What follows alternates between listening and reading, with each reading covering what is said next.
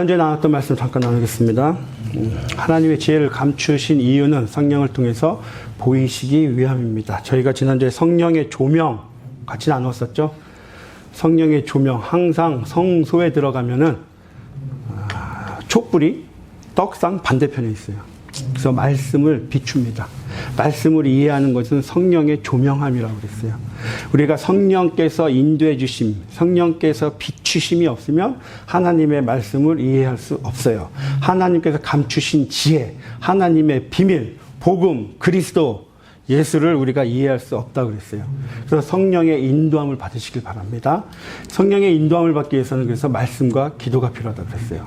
성령의 인도함을 받는다는 것은 성령님과 계속 교제를 해야죠. 교통함을 해야죠. 그러기 위해서는 말씀과 기도로 주님과 성령과 교제를 해야 돼요. 그럴 때 성령의 인도함을 받습니다.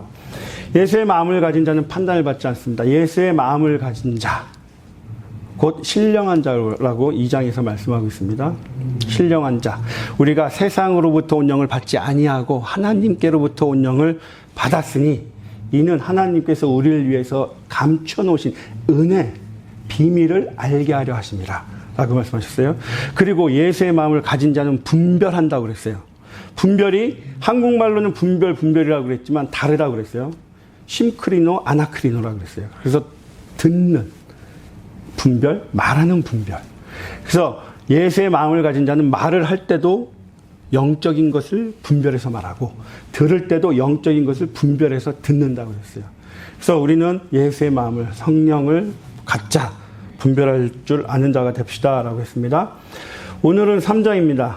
3장 1절은요 그리고로 시작해요. 근데 우리 성경에는 그리고가 빠져 있습니다. 그 얘기는 2장과 연결이 됐다는 얘기예요. 2장 신령한 자, 육신에 속한 자, 우리는 하나님께로부터 온 영을 받은 자들이 되길 소망한다. 그리고 형제들아로 이어집니다. 형제들아, 내가 신령한 자들을 대함과 같이 너희에게 말할 수 없어서 육신에 속한 자, 곧 그리스도 안에서 어린아이들을 대함과 같이 하노라. 여기서요, 신령한 자. 쉽게 얘기하면 영적인 자예요. 영적인 자. 근데 우리가 2장에서 나눴던 것처럼 영은 세상으로부터 온 영이 있다고 그랬어요. 그리고 하나님께로부터 온 영이 있다고 그랬어요. 그러면 신령한 자들은 당연히 하나님께로부터 온 영을 받은 자들이겠죠. 우리가 세상에서 보면 저 사람 좀 신령해 라고 하면 무당도 신령합니다. 세상 사람들이 볼 때 귀신이 들어가 갖고 막 예언도 해요. 그럼 저 사람도 신령하다고 해. 왜? 세상 사람들이 볼 때 그 사람은 세상의 영을 받은 자예요. 지금 사도 바울이 얘기하는 신령한 자는 하나님께로부터 온 영을 받은 자, 성령을 받은 자, 이 영적인 자들을 얘기하는 거예요. 그런데 여기에 너희에게 말할 수 없어서 육신에 속한 자라고 얘기합니다. 우리는 성경을 읽을 때 육신에 속한 자 하면 어떻게 생각해요? 예수님을 안 믿는 자. 육신에 속한 자, 하나님을 대적하는 자라고 생각하잖아요. 그런데 사도 바울이 1절에 얘기합니다. 육신에 속한 자, 곧 그리스도 안에서 어린아이들이라고 얘기해요. 그러니까 지금 사도 바울이 얘기하는 육신에 속한 자라는 것은 그리스도를 믿지만, 그리스도 안에 있지만 어린아이 같은 자를 지금 육신에 속한 자라고 얘기를 하는 거예요. 표현을. 그런데 육신에 속한 자, 여기서 육신에 속한 자라는 것은 진짜 우리의 육체예요, 육체. 사르키노스라고 해서 육체입니다. 저 사람은 육체에 속해 있어. 예수님을 믿지만 여전히 육체에 속해 있어. 믿음이 발전하지 않는다. 그냥 예수님을 처음 믿은 그 상태로 계속 온 거예요. 시간이 지날수록 주님께 더 가까이 가야 되는데 안 가. 그냥 그 자리에 있는 자. 그 자를 육신에 속한 자라고 지금 사도 바울이 표현을 해요. 근데 2장 14절을 볼까요? 여기는 육에 속한 사람은 하나님의 성령의 일들을 받지 아니하나니. 여기에서 육에 속하다라는 뜻은요. 성경이 쓰신 분들은 육을 딱 지우세요. 지우시고 혼으로 적으세요. 혼. 단어 자체가 달라요. 이것은 푸시키코스예요. 혼입니다. 혼. 그러니까 혼에 속한 사람은 하나님을 대적하는 자예요. 육에 속한 자가 아니라 혼에 속한 자는 하나님과 대적한다. 그래서 우리가 구원을 받죠. 육의 구원일까요? 혼의 구원일까요? 영의 구원일까요? 무슨 구원일까요? 기죠. 영이라고 생각하시죠. 베드로전서 1장 9절을 펴보세요. 믿음의 결국 곧 영혼의 구원을 받음이라 라고 되어 있어요. 그런데 믿음의 결국 곧 영혼의 구원. 근데 여기서 영혼이란 단어가 무엇일까요? 영일까요? 혼일까요? 혼이에요. 푸시키스입니다. 혼. 믿음의 결국 곧 혼의 구원을 받음이라 해요. 영의 구원이 아닙니다, 여러분. 혼은요, 그러니까 여러분 여기서 좀 조심해야 될 게 뭐냐면, 나는 옛날에 영혼이 있고 육이 있고 이원론을 배웠는데 지금 김 목사는 영과 혼과 육이 있다고 그러네? 뭐가 누군가 잘못된 거 이단 아냐? 아니에요. 모든 목사, 모든 교수님들, 신학교에서도요, 교수님들도 다 달라요, 의견이. 이것이 우리의 구원과는 별개입니다. 그러니까 의견이 다 달라요. 어떤 분은 영혼육이 있다, 어떤 분은 영혼과 육이 있다, 다 의견이 달라요. 그럴 수도 있어요, 그러니까. 우리가 주님 앞에 가면 그때 알겠죠. 그런데 이걸로 우리가 구원을 받고 못 받고의 문제가 아니라는 거예요. 본질이 아니라는 겁니다. 그러니까 저는 제가 볼 땐 영혼 육에 있다고 저는 믿어요. 그래서 혼이 있는데 이 혼이 우리 살아가는 일상이에요. 지정의가 있기 때문에. 그런데 이 혼으로 살아가는데 2장 12절 말씀처럼 세상으로부터 온 영을 받았어요. 그럼 나의 혼은 세상으로 따라가게 되어 있어요. 그러니까 내가 하나님과 대적이 되는 거예요. 구원을 못 받아요. 그런데 나의 혼이 하나님께로부터 온 영을 받았어요. 그럼 나의 혼은 하나님의 나라를 위하여 쓰임받는 거예요. 그런 구원이 되는 거죠. 그래서 우리의 혼이 세상으로부터 온 영을 받았냐, 하나님께로부터 온 영을 받았냐, 나의 혼이 어떻게 살아가느냐가 중요한 거예요. 이해 가시죠? 네. 그러니까 여러분 여기서는 육에 속한 사람, 혼에 속한 사람이에요. 그래서 우리가 저 사람은 참 혼적이야 라고 얘기한 것은 참 세상적이야 라고 얘기하는 거예요. 이 사람은 참 영적이야, 영적인 사람인 거예요. 성령을 따라 살아가는 거죠. 자, 그러니까 지금 1절에 신령한 자, 육신에 속한 자가 나오는데, 육신에 속한 자는 하나님을 대적하는 자가 아니라 그리스도 안에 있지만 여전히 믿음이 어린아이 같은 자, 그 자를 얘기하는 거예요. 그래서 오늘 10절부터 15절까지 말씀을 보면 여전히 어린아이의 같은 믿음을 가지고 있지, 당신들. 그 어린아이와 같은 믿음을 가지고 살면은 결국에 나무와 지푸라기로 지은 집을 짓게 돼. 그러니까 여러분들 반드시 믿음이 발전해야 됩니다. 장성한 자가 되어야 돼요. 그래서 보석으로 지은 집을 지으세요라고 얘기하는 거예요. 그래서 오늘 15절까지 말씀이 연결된 겁니다. 1절부터. 쓴소리도 달게 받을 수 있어야 됩니다. 보세요. 2절에 보니까 지금도 너희들 못 받아. 젖으로 먹이고 밥으로 너희들 아니하였노니 이는 너희가 감당하지 못하였음 이거니와 지금도 못하리라. 지금 사도 바울이 얘기하는 게 뭐냐면요. 당신들은 지금 너무나 어려 아직. 지금 신앙생활을 한지 내가 여러분들에게 1년 6개월 동안 동거동락하면서 말씀을 가르쳤어. 그리고 내가 이 3차 전도 여행을 나와서 에베소에 있으면서 여러분들의 소식을 들어보니 여전히 여러분들 그대로의 믿음이 여전히 파벌 짓고 시기와 분쟁하고 듣기 싫은 소리 하고 있는 거예요. 제발 좀 변해라. 변해야 되지 않습니까, 여러분? 왜 아직도 어린아이처럼 살아요? 여러분들 이런 소리 들으면 어떻겠어요? 사역자나 목사님이 좀 같이 얘기 좀 합시다 해갖고 왜 아직도 이렇게 사십니까 당신? 좀 발전을 해야 되잖아요. 믿음이 좀 커져야 되지 않아요? 라고 얘기하면 여러분들 어떻게 하겠어요? 울그락불그락 하시겠죠. 교회가 여기만 있어? 당신만 목사야? 나가겠죠. 여러분 듣기 좋은 소리 하는 게 여러분을 위한 게 아니에요. 예레미야서 8장 보세요. 그 당시 종교 지도자들이 하는 말이요. 평안하다, 평안하다, 평안하다예요. 듣기 좋은 말 계속합니다. 지금 아무 일 없을 거야. 평안할 거야. 예레미야가 지금 우리 하나님이 우리에게 심판을 하신대? 아니야. 평안해. 듣기 좋은 말 합니다. 그런데 그게 정말 축복이었나요? 결국 심판이 임했어요. 저주가 임합니다. 그래서 나에게 듣기 좋은 말, 내 귀에 듣기 좋은 말, 그 말만 따라 살지 마시기 바래요. 여러분들에게 듣기 싫은 말 하실 때 아멘으로 받으세요.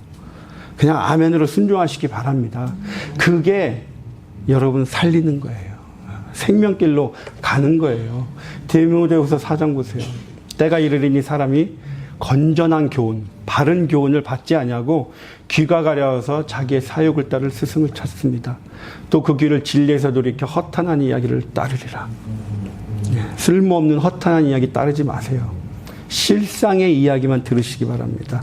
참의 이야기만 들으세요. 너희는 아직도 육신에 속한 자로다. 3절의 말씀을 잘 보면요. 3절, 4절은 무슨 얘기냐면 여러분들이 여전히 육신에 속해 있어요. 그 증거가 뭔지 아세요? 라고 3절과 4절에 얘기하고 있는 거예요. 그래서 3절을 보면 너희는 아직도 육신에 속한 자로다. 앞, 뒤에 빠진 단어가 있습니다. 반복이 돼요, 단어가. 그러므로 같은 단어예요. 가르라고 해서 그러므로 왜냐하면 심지어 같은 단어입니다. 그런데 이 두 단어를 한글 성경에서는 뺀 거예요. 그러므로 2절 너희가 내가 젖으로 먹이고 밥으로 아니하였다. 그러므로 너희는 아직도 육신에 속한 자다. 왜냐하면 너희가 왜 여전히 육신에 속한 자냐면 시기와 분쟁이 있으니까 라고 얘기한 거예요. 그러니까 육신에 속한 자, 믿음이 자라지 않고 계속 제자리에 있는 이유, 제자리에 있는 자들은요, 말씀을 묵상하지 않기 때문이에요. 2절 말씀 볼까요? 내가 너희를 젖으로 먹이고 밥으로 아니하였노니 이는 너희가 감당하지 못하였음이거니와 지금도 못하리라. 젖은요, 액체잖아요. 그냥 삼키면 돼요. 입으로 들어오면 꿀꺽 삼키면 돼요. 밥은요, 씹어야 돼요. 말씀도 똑같습니다. 말씀이 우리에게 들어오면 씹어야 돼요. 되뇌어야 돼요. 묵상이에요, 그게. 그 되뇌이고 씹고 묵상을 해야지 그 말씀이 나의 삶으로 적용이 되는 거예요. 그럴 때 내 삶이 변화되더라. 나의 믿음이 한 발자국 나아가더라. 그런데 말씀 묵상이 없는 거예요. 쉽지 않는 거예요. 그냥 듣고 빼는 거예요. 그러니 5년, 10년 신앙생활 해봐도 그 자리에 있는 거예요. 그러다가 나 예수 안 믿어. 떨어져 나가는 거예요. 말씀을 깊이 묵상해 보세요. 계속 씹어 보세요. 한 단어, 한 줄 가지고도 하루 종일 묵상할 수 있습니다. 그 한 줄, 한 단어 가지고도 내 삶이 변화될 수 있어요. 주님께 온전히 헌신할 수가 있어요. 그래서 한 단어, 한 절이라도 묵상하시기 바라요. 두 번째는요, 시기와 분쟁이 있기 때문이다. 그 증거예요. 여전히 여러분들이 육신에 속한 자다. 왜? 시기와 분쟁이 있으니까. 여기서 시기한다라는 단어가요, 재밌습니다. 열심이란 단어랑 똑같아요. 그러니까 시기란 단어는 열심, 시기가 같은 단어인데 어느 순간 열심이 시기가 된다는 얘기예요. 우리가 열심 내잖아요. 하나님의 열심, 우리가 하나님에 대한 열심, 그 단어예요. 그런데 하나님에 대해서 열심을 냈어요. 열심히 청소도 하고 설거지도 하고 음식을 섬기고 했어요. 근데 어느 날 보니까 이 사람이 시기하고 있는 거예요. 사람들은. 그렇잖아요. 우리가 열심히 섬겼는데 보이지 않는 곳에서 청소하고 설거지하고 섬겼어요. 근데 어느 날 한 번도 안 하던 사람이 갑자기 나타나서 설거지를 해. 근데 사람들이 다 얘기하는 거예요. 와, 저 집사님 진짜 우리를 이렇게 잘 섬겨주시네. 다 같이 칭찬해. 근데 맨날 보이지 않는 곳에서 섬기던 사람이 그 얘기를 딱 듣고 시기가 나는 거예요. 시기가. 그래서 우리가 열심이요. 하나님에 대한 열심이 시기가 되는 거는 사명감을 잃을 때예요. 하나님이 보시고 계시는데 내가 사람에게 칭찬받는 게 중요할까? 하나님이 보시니까 괜찮아. 이 사명감이 약간 삐뚤어지잖아요. 열심히 시기가 되더라. 시기하지 마세요. 주님이 다 갚아주십니다. 주님은 다 기억하세요. 그래서 여러분들이 시기가 있다. 이 시기가 행함으로 표출된 게 분쟁인 거예요. 분쟁. 그래서 분쟁이란 단어 자체가 디스, 두 개라는 디스랑 히스테미, 서 있다, 있다라는 단어가 합쳐진 거예요. 그게 뭐냐면 두 군데 서 있는 거예요. 여기 서 있고 여기 서 있고 서로 보고 있는 거예요. 보고 쭉 그냥 평행선을 가는 거예요. 둘이 합쳐지지 않고 쭉 가는 거예요. 이게 분쟁인 거예요, 여러분. 그러니까 시기로부터 발생한 게 분쟁인 겁니다. 시기하지 마세요. 그렇다면 내가 그냥 나의 사명을 계속 간직하고 있으면 분쟁이 일어나지 않는다는 거예요. 그런데 지금 고린도 교회는 여전히 자기의 사명이 무엇인지 아무것도 모르고 그냥 처음 말씀 들은 거 그대로 가는 거예요. 변화되지 않더라 라고 얘기하고 있습니다. 세 번째는 소속을 만들기 때문입니다. 4절 보세요. 4절에서도 심지어 가르 똑같은 단어예요. 왜냐하면 그러므로 심지어 같은 단어예요. 그 단어를 다 뺀 거예요. 한글 성경에. 심지어 어떤 이는 말하되 나는 바울에게라 하고 다른 이는 나는 아볼로에게라. 나는 바울에게 속했어. 나는 아볼로에게. 나는 게바에게. 팔을 만들고 있는 거예요. 믿음이 계속 진전이 안 되니까 팔을 만들고 있더라. 교회 내에서도요. 우리가 지난주에 처음에도 말씀드렸지만 팔을 나누시지 마시기 바래요. 팔을 나중에 셀 모임을 할 때도 우리 셀이 최고야. 그런 게 어딨어요. 우리 셀이 저 셀보다 좋아. 그런 게 어딨어요. 다 똑같지. 오직 예수 그리스도 외에는 다 똑같습니다. 우리가 하는 악한 존재가 하는 게 뭐가 선해요? 선한 거 없어요. 오직 우리가 어떤 셀 모임을 하건 어떤 모임을 하건 그 모임의 주인은 예수님이에요. 예수님만 드러나면 돼요. 우리의 소속은 예수 그리스도예요. 인간이 아닙니다. 절대 내가 드러나지 않게 해주시고요. 내가 속한 게 드러나지 않게 해주세요. 오직 예수님만 드러나게 하시기 바랍니다. 예. 그러면 어린아이의 믿음에서 성장하지 않는 이유가 무엇일까? 지금 고린도 교회가 처음 1년 6개월 전이나 2년 전이나 지금 똑같다는 거예요. 왜 성장하지 않는 걸까? 우리도 그렇잖아요. 우리도 신앙생활 하는데 그냥 똑같아요. 사도 바울이 히브리서에서 말씀합니다. 히브리서에서. 멜기세덱에 관하여는 우리가 할 말이 많으나 너희가 듣는 것이 두나무로 설명하기 어려우니라. 때가 오래되었으므로, 믿은 때가 오래되었으므로, 예수님을 영접한 때가 오래되었으므로 너희가 마땅히 선생이 되어야 되는데 아직 말씀의 초보에 대하여 누구에게도 가르침을 받아야 할 처지이니 여전히 말씀을 받아야 된대요. 초보에 불과하다. 아직도 단단한 음식을 못 먹고 젖이나 먹어야 할 자가 되었도다. 똑같죠. 지금 고린도 교회 성도들하고 똑같은 상황인 거예요. 이는 젖을 먹을 때마다 어린아이니 의의 말씀을 경험하지 못한 자요. 얘기하죠. 믿음이 그 자리에 있는 그 이유, 의의 말씀을 경험하지 못하였기 때문이에요. 의의 말씀을 경험하지 못하니까 믿음이 그 자리에 있더라. 성장하지 않더라. 라고 말씀하고 있습니다. 의의 말씀은 곧 십자가의 도입니다.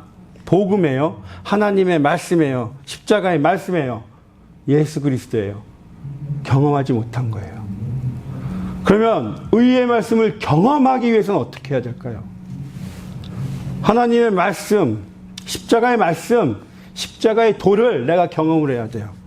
어떻게 해야 될까요? 첫 번째는 의의 말씀이니까 나의 의가 죽어야 돼요. 내 자아가 죽어야 되는 거예요. 내 의가 살아있으면 하나님의 의의 말씀이 들어올 수가 없는 거예요.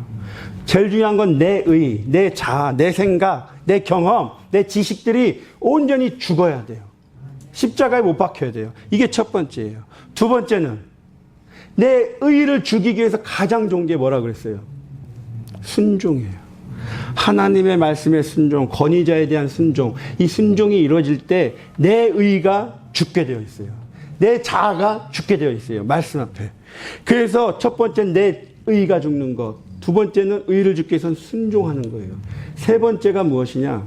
지금 히브리서에서 말씀하고 있잖아요. 히브리서는 흩어져 있는 유대인들에게 보낸 글입니다. 히브리서의 저자는 누군지 몰라요.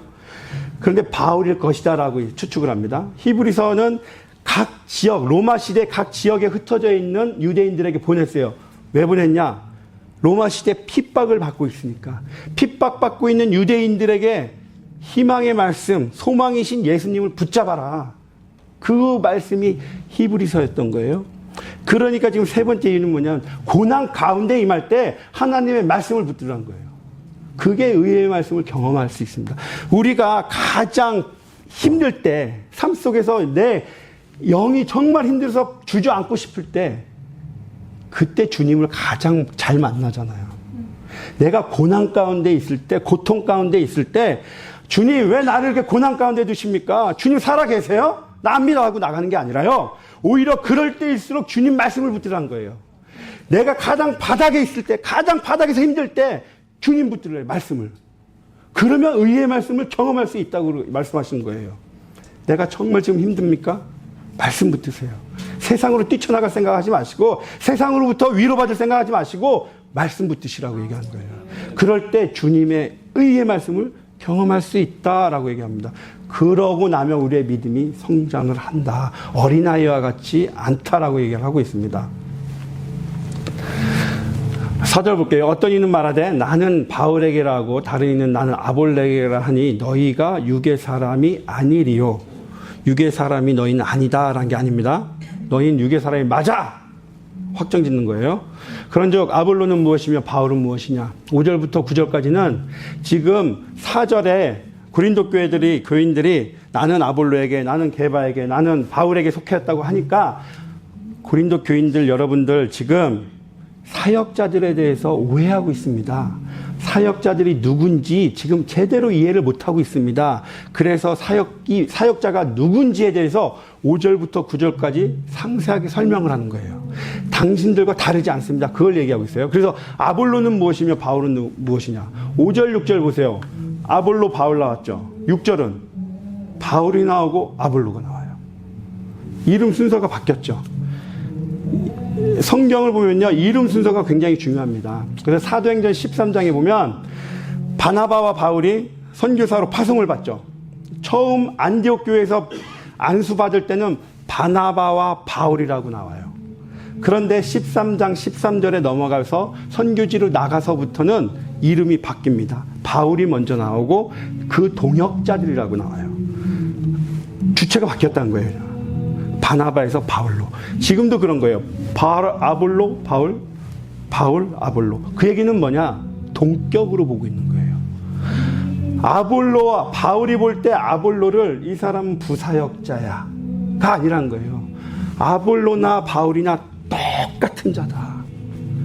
여러분, 교회는요, 담임 목사와 부목사와 전도사가 다 계급이 아닙니다. 똑같아요. 계급이 아니에요. 그것은 행정적인 편의를 위해서 담임이란 걸 붙인 것 뿐이에요. 행정적으로 볼 때 나누기 위한 것 뿐이지 이 사람이 높은 사람이고 낮은 사람이 아닙니다. 다 이퀄해요. 그래서 교회의 사역은 팀 사역으로 가야 돼요. 하나로 가는 거예요. 동등한 입장으로 가는 거예요. 그런데 우리는 한국 분들은 이상하게 계급으로 나누려고 해요. 아닙니다. 지금 사도 바울이 얘기한 게 그거예요. 아볼로나 나나 똑같다. 그래서 7절에 얘기하잖아요. 아무것도 아니다. 하나다 우리는. 오직 하나님 외에 우리 모두는 다 하나야. 그 말씀을 하고 있어요. 그러면서 강조하는 게 또 뭐냐. 주님의 관심은 목회자 한 명이 아니라 하나님의 백성들이에요. 지금 구약에서 모세를 부르시죠. 모세를 왜 부른 것 같아요? 이스라엘 백성을 애굽에서 빼내기 위해서 부른 거죠. 바울은 이방인들을 위해서 사도 바울을 세운 거예요. 그렇다면 지금 이스라엘 백성 출애굽하기 위한 이스라엘 백성이 더 중요할까요? 모세가 중요할까요? 아니면 이방 가운데 있는 이방인들을 하나님의 나라로 이끌어오는 게 중요할까요? 바울이 중요할까요? 하나님의 백성이 중요하다는 거예요. 목회자 바울, 모세는 그냥 하나님께서 하나님의 백성을 위해서 단순히 그냥 끌어온 거예요.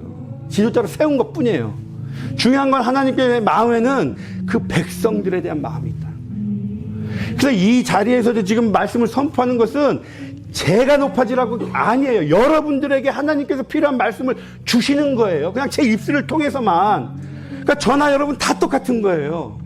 중요한 건 하나님께서는 여러분을 정말 사랑하신다는 거예요. 하나님은 여러분을 위해서 저를 세우신 것 뿐이에요. 그러니까 우리는 다 동등된 입장입니다. 하나님 앞에서 오직 하나님 외에는 다 똑같아요, 여러분. 아멘? 네. 그래서 9절 보실게요. 우리는 하나님의 동역자들이요.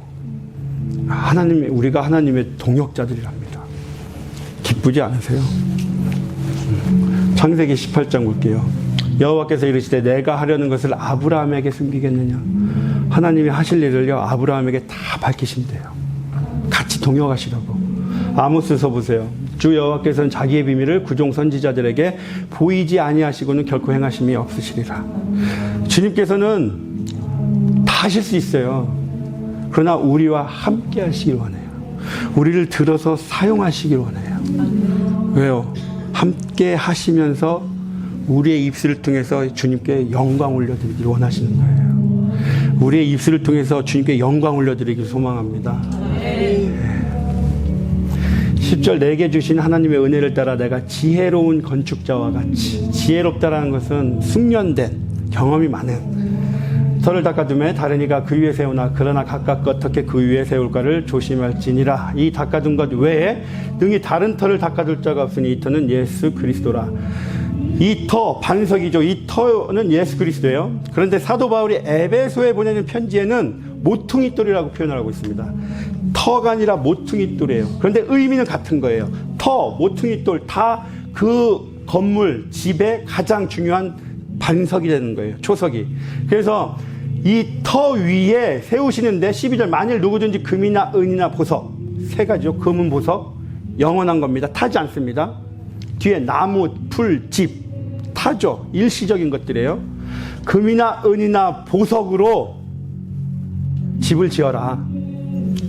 지혜로운 건축자는 금은 보석으로 집을 짓는데요. 지혜로운 건축자는 그럼 누구냐? 마태복음 7장 산상수훈에 말씀하십니다. 그러므로 누구든지 나의 이 말을 듣고 행하는 자는 그 집을 반석 위에 지은 지혜로운 사람이라. 지혜로운 건축자는요, 하나님의 말씀을 듣고 행하는 자예요. 아까 말씀 우리 나눴죠. 말씀을 듣고 씹어 먹고 그 말씀이 나의 삶이 되는 자들. 그럴 때 우리의 믿음이 발전한다고 그랬죠. 나아간다고 그랬죠. 그게 지혜로운 사람이에요. 그 지혜로운 사람은 반석 위에 집을 짓는 자래요. 그런데 나의 이 말을 듣고 행하지 아니하는 자, 그냥 듣고 흘려보내는 자, 혼적인 자들, 혼적인 사람들은 어리석은 사람이다. 지금 오늘 본문에서 얘기하는 육신에 속한 자, 어린아이와 같은 자들, 믿음의 발전이 없는 자들, 여전히 그 자리에 머물고 있는 자들, 그 자들을 어리석은 사람과 같다라고 얘기를 하고 있습니다. 그러니까 지금 어리석은 자, 육신에 속한 자들은 나무나 풀이나 집으로 짓는 거예요. 그러면 하늘에서 불이 내려올 때 13절 말씀처럼 각 사람의 공적이 나타날 터인데 그날이 공적을 밝히리니 이는 불로 나타내고 그 불이 각 사람의 공적이 어떠한 것을 시험할 것이다. 15절 누구든지 그 공적이 옳다면 해를 받으리니 그러나 자신은 구원을 받되 불 가운데서 받은 것 같으리라. 지금 15절 말씀을 고린도 교인들에게 경고하는 겁니다. 여러분, 어린아이와 같은 믿음 그대로 있어 보세요. 구원은 받겠죠. 예수를 믿으니까. 그러나 마지막 날 예수님이 임하실 때 하늘에서 불이 내려오는데 그 불로 여러분이 지은 집을 다 태울 것입니다. 그러면 여러분들 해를 입지요. 그러니 이제 그렇게 살지 마세요. 지혜로운 건축자로 사시길 바랍니다. 하나님의 말씀을 듣고 흘려보내는 것이 아니라 하나님의 말씀을 듣고 행하는 자가 되길 소망합니다. 라고 지금 말씀을 하고 있는 거예요. 말씀을 듣고 행하시길 바랍니다. 우리의 인생을요, 성경에서는 집을 짓다라고 표현을 합니다. 우리의 인생을 집을 짓는 과정이에요. 그런데 어떠한 집을 짓느냐? 보석으로 집을 지을 건지, 지푸라기로 집을 지을 건지, 지금 우리의 삶에 있다는 거예요, 여러분. 지금 나의 삶이 세상으로부터 영을 받아서 여전히 주님과 대척된 점에 있다. 분쟁, 대척된 점에 있다. 무너진다는 겁니다. 불에 탄다고 얘기하고 있어요. 그럼 무너지지 않는 집을 짓길 소망합니다. 영원한 집을 짓길 소망합니다. 예, 그러한 저와 여러분이 되시길 주님의 이름으로 축원드리겠습니다. 네, 기도드리시겠습니다. 하나님 아버지 감사합니다. 주님의 말씀이 선포될 때에 저의 가슴이 아플 때가 있습니다. 좌우에 날선 검과 같은 말씀이 임할 때 아픕니다. 그때 주님을 대적하지 않게 해주시옵소서. 무릎 꿇고 엎드리는 자가 되게 하여 주시옵소서. 주님 말씀 앞에 아멘으로 화답하는 자가 되게 하여 주시옵소서. 주님의 말씀을 되씹는 자가 되게 하여 주시옵소서. 묵상하는 자가 되게 하여 주시옵소서. 그로 인해서 주님의 말씀이 우리의 삶이 될 수 있도록 축복하여 주시옵소서. 주님의 말씀만이 우리의 삶을 변화시킬 수 있습니다. 우리의 믿음의 발걸음이 한 걸음 나아갈 수 있는 것은 오직 주님의 말씀입니다. 그 말씀을 받아들이는 자가 되게 하여 주시옵소서. 그 말씀으로 인해서 우리가 살아가는 생명을 얻는 자가 될 수 있도록 우리 모두를 축복하여 주시옵소서. 감사드리며 예수님의 이름으로 기도드렸습니다. 아멘.